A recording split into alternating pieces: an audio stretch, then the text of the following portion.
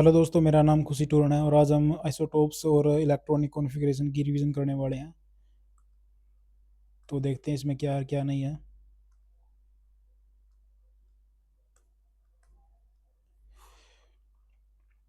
Atomic number क्या होता है? देखो, एक्स जेड ए, ये होता है एटॉमिक नंबर। इसमें क्या होगा, केवल प्रोटॉन होंगे, जितने प्रोटॉन होंगे उतने ही इलेक्ट्रॉन भी होंगे। तो ये याद चीज़ याद रखनी है। और एटॉमिक मास क्या होता है, प्रोटॉन और न्यूट्रॉन होते हैं। ये प्लस में होते हैं, इक्वल होते हैं। जितने एक एटम में इलेक्ट्रॉन होते हैं उतने ही प्रोटॉन भी होंगे जी। और एटॉमिक मास क्या होगा, एटॉमिक मास जितने प्रोटॉन होंगे उतने ही न्यूट्रॉन भी होंगे। तो एक बार आगे चलते हैं। देखो, ये बता रखा कि इसने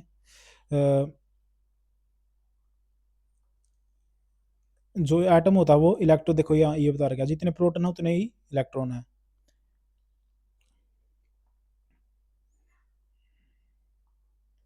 ये देखो, ये बता रखा है इधर, जितने प्रोटॉन उतने ही इलेक्ट्रॉन। मास नंबर ए से डिनोट होगा। और कितना क्या होगा ये, कि जितने भी न्यूट्रॉन है और प्रोटॉन है, प्रोटॉन है उनका सम होगा।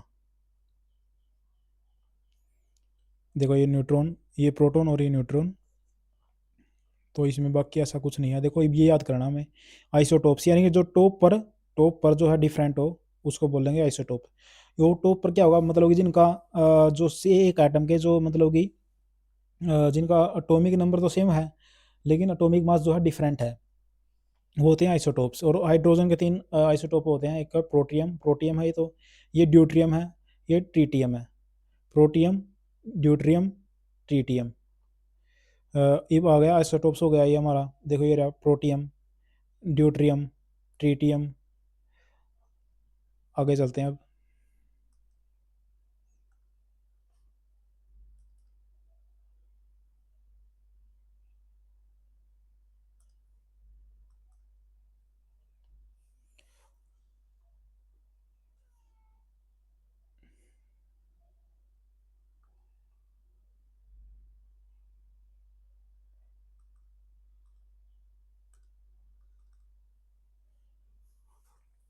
जो आइसोटोप्स के हैं, जो क्या नाम है, यूज हैं, वो देखते हैं अब क्या है क्या नहीं है।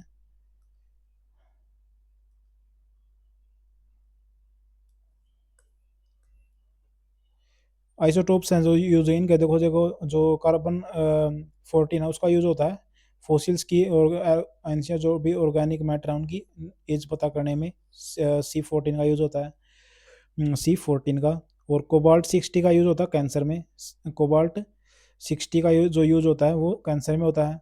यूरेनियम 235 का जो न्यूक्लियर रिएक्टर में होता है। आयोडीन 131 का गोइटर में। और ड्यूट्रियम H2 का जो आइसोटोप्स होता है, इसका होता है ये हाईवी वाटर होता है। ये चैन रिएक्शन में काम होता है। चैन रिएक्शन यानी न्यूक्लियर रिएक्टर में, मॉडरेटर में।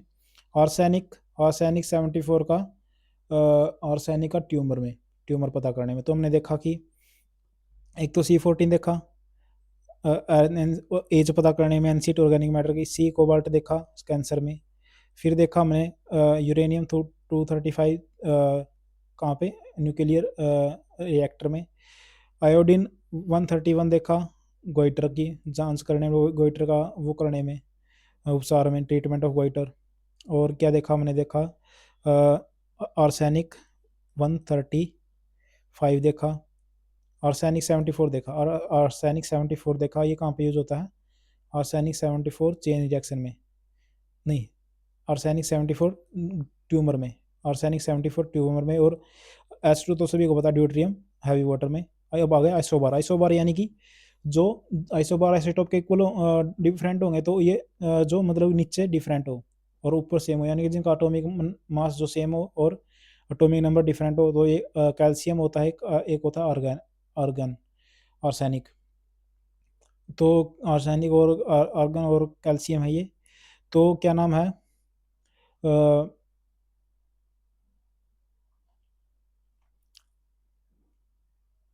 आर्सेनिक और क्या नाम है, कैल्शियम है। इनका आर्सेनिक का क्या नाम है, वो है एटॉमिक नंबर 18 है और एटॉमिक मास 40 है। तो बस यही है इसमें। अब मोल क्या होता है, एक मोल होता है मतलब कि एक जो कार्बन 12 है, कार्बन 12 में जितने भी एटम है उनका जो सम है वो होगा 6.022 × 10⁻23 मास यूनिट या यू, फिर इसी को बोलेंगे 1 मोल। 1 मोल यानी कि एक एटम, एक इसमें जितने भी एटम है C14 में, वो सारे के सारे एटम इक्वल होंगे 1 मोल के। मोल संकल्पना, मोल कंसेप्ट, एवोगाड्रो नंबर, इसी को बोलते हैं अणु।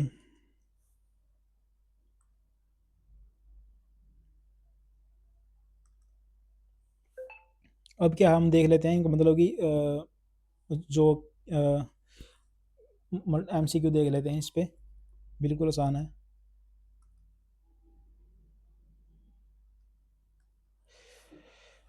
जो एटॉमिक नंबर को कौन सी है जो है स्टेटमेंट डिफाइन कर रही है, एटॉमिक नंबर रिप्रेजेंट करता है number of proton in an atom, और जो एटॉमिक नंबर जो है रिप्रेजेंट करता है न्यूट्रॉन की। तो ये तो गलत हो जाएगा, ऑप्शन पहला फर्स्ट ठीक है।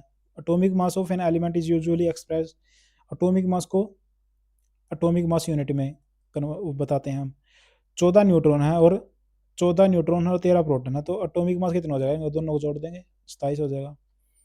Primarily atomic mass of atom primarily determined by the number of atomic mass, मतलब कि एटम में डिटरमाइन किया जाता है नंबर किसके द्वारा, प्रोटॉन और न्यूट्रॉन से। तो अब न्यूक्लियन आ जाएगा इधर आंसर, क्योंकि न्यूट्रॉन से नहीं हो सकता, अकेले से नहीं हो सकता, तो न्यूक्लियस में जितने भी होंगे, न्यूक्लियस में ही प्रोटॉन और न्यूट्रॉन होते हैं, इसलिए nucleus of an element contain 15 neutron है और 15 प्रोटॉन है और 22 न्यूट्रॉन है, तो एटॉमिक मास कितना हो जाएगा, इन दोनों को जोड़ देंगे 37 आ जाएगा।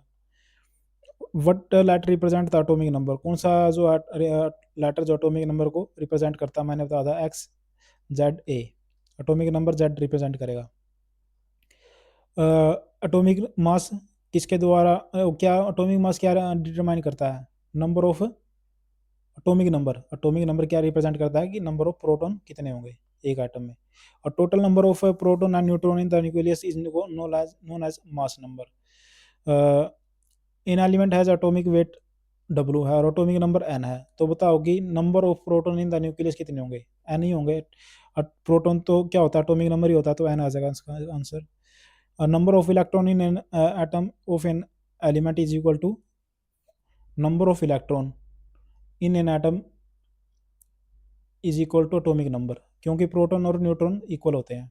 एक hydro in how many neutron are there in hydrogen atom में कोई भी न्यूट्रॉन नहीं होता, none. How many isotopes, how many isotopes hydrogen कितने आइसोटोप्स होते हैं, 3 होते हैं। व्हाट आर आइसोटोप्स, आइसोटोप्स होते हैं जिनका सेम एटॉमिक नंबर और डिफरेंट मास नंबर हो, बिल्कुल ठीक। What is the difference in mass between isotope of an element, mass between isotopes of an element, different number of neutron in their nuclei, बिल्कुल ठीक बात कही इसने ये। देखो जैसे वन वन वन वन है, 1 2, ये एच की है, ये एच है, और एक एच है 3 1। एटॉमिक नंबर यानी कि प्रोटॉन तो इसमें सेम है। अब इसमें क्या होगा, इसमें न्यूट्रॉन की संख्या, इसमें तो न्यूट्रॉन है ही नहीं, इसमें 0 है, इसमें है 1, इसमें है 2, तो ये है न्यूट्रॉन, मतलब कि अलग अलग होंगे। तो element that have same mass number but different atomic number, ये हो जाएगा आइसोबार। अच्छा, एवोगाड्रो नंबर क्या होता है, the number of an atom in an gram of N atom of element, मतलब कि एक एटम, 1 ग्राम एटम में जितने भी क्या होते हैं, 1 ग्राम एलिमेंट में जितने भी एटम होते हैं, तो उसी को बोलते हैं एवोगाड्रो नंबर। एवोगाड्रो नंबर होता है 6.02214 into 10⁻23। Atom combines chemically to form, atoms जो है कंबाइन केमिकली कंबाइन होकर क्या बनाते हैं, मॉलिक्यूल बनाते हैं। एटम जो है कंबाइन होकर क्या बनाते हैं, मॉलिक्यूल बनाते हैं। एटम से मॉलिक्यूल बनता है, मॉलिक्यूल से एलिमेंट बनता है, एलिमेंट से बनता है, एलिमेंट से बनता है कंपाउंड, कंपाउंड से मैटर बनता है, मैटर कंपाउंड से मिक्सर बनता है, मिक्सर से मैटर बनता है, मैटर से यूनिवर्स बनता है। तो ऐसे याद करना, एटम से मॉलिक्यूल होगा, मॉलिक्यूल से एलिमेंट होगा, एलिमेंट से कंपाउंड होगा, कंपाउंड से मिक्सर होगा, मिक्सर से मैटर यूनिवर्स। एटम, एटम के बाद मॉलिक्यूल, मॉलिक्यूल के बाद एटम के बाद मोलिक्यूल, मोलिक्यूल के बाद एलिमेंट, एलिमेंट के बाद कंपाउंड, कंपाउंड के बाद मिक्सचर, मिक्सचर के बाद मैटर, मैटर के बाद universe. Smallest particle of an element that contain retain its property molecule. नहीं तो एटम आंदा तो, लेकिन कोई बात नहीं, मोलिक्यूल में इसमें एटम नहीं दिया हुआ तो मोलिक्यूल आ गया।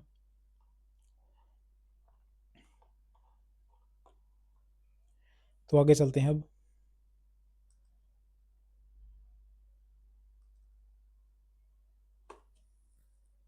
अब करेंगे इलेक्ट्रॉनिक कॉन्फ़िगरेशन। क्या है इलेक्ट्रॉनिक कॉन्फ़िगरेशन? मतलब कि इसमें 3 बंदे आए थे हमारे पास।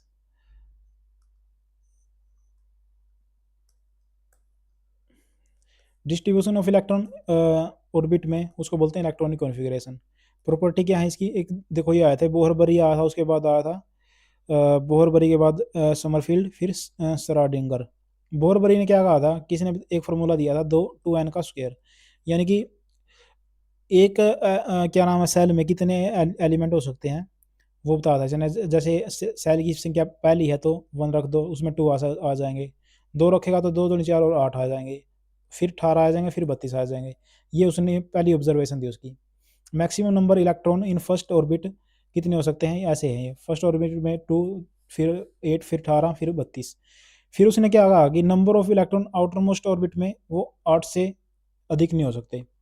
जो क्या नाम है, जो आउटर मोस्ट ऑर्बिट होगी, आउटर मोस्ट ऑर्बिट में क्या होगा, 8 से ज़्यादा क्या इलेक्ट्रॉन नहीं हो सकते, ये इसकी दूसरी थी। और उससे अगले पीछे वाली में इसमें 8 हो गए, तो इसमें जो क्या नाम है उससे पहले वाली में, यानी कि इस साइड तो इसमें होंगे 18। इसको 18 से पार नहीं कर सकते, इसको 8 से पार नहीं कर सकते। ये बोहरबरी था।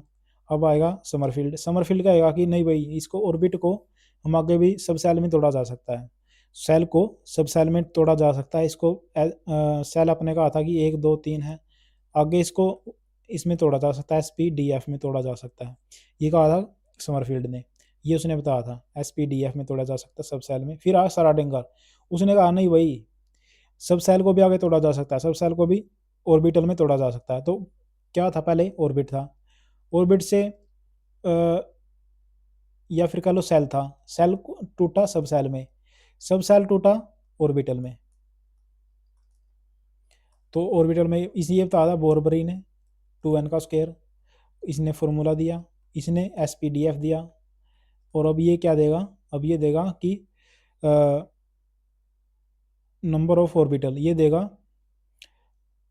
कि एस में आएंगे 2, P में आएंगे 6, और SPD में आएंगे, D में आएंगे 8, D में आएंगे 10, और F में आएंगे 14। ये इसका श्रोडिंगर का सिद्धांत था। नहीं, श्रोडिंगर ने तो केवल ये कहा कि ऑर्बिटल में तोड़ा जा सकता है, नंबर ऑफ ऑर्बिटल ये होंगे। फिर आया ऑफ बाउला। ऑफ बाउला ने बताया कि SPDF ऐसे होंगे, उन्होंने उसकी उपकक्षाएं बनाई। तो 4 बंदे आए हमारे पास। एक बोहरबरी आया, बोहरबरी आया, बोहरबरी ने क्या किया, ऑर्बिट दिए 1 2 3 4, एन का स्क्वायर 2n का स्क्वायर फॉर्मूला दिया। फिर आया समरफील्ड, समरफील्ड ने दिया सब सेल का, सब सेल यानी कि SPDF। फिर आया श्रोडिंगर, श्रोडिंगर ने सेल को, सब सेल को भी तो आगे जोड़ा जा सकता है, इन्हें भी दिया ऑर्बिटल। ऑर्बिटल यानी कि ऑर्बिटल में क्या दिया था, इसने कुछ नहीं दिया था ऑर्बिटल में। फिर आया क्या नाम है ये ऑफ बाउ, बाउ आया। फिर बाउ आया तो ऑफ बाउ यानी कि इसने दिया कि SPDF है, इनको 2 2 6 10 और 12 में तोड़ा जा सकता है SPDF को। Thank you. तो आप मेरे चैनल को सब्सक्राइब कर लो। इसके बाद क्या होगा, मैं मतलब कि आपकी रिवीजन इस प्रकार करवा दूंगा कि इतनी बार करवा दूंगा कि मतलब कि जो मेन चीज़ें हैं ना, मेन चीज़ें हैं वो मैं आपको बता दूंगा, किस में क्या, श्रोडिंगर में क्या किया, इसने क्या किया, किस क्या चीज़ आएगी, क्या नहीं आएगी। और एग्ज़ाम से मतलब कि क्या पता हम कितनी बार, 10 बार रिवीजन करेंगे, कितनी बार करेंगे, ये आपको लर्न हो जाएंगे बिल्कुल 10 मिनट में ही। Thank you.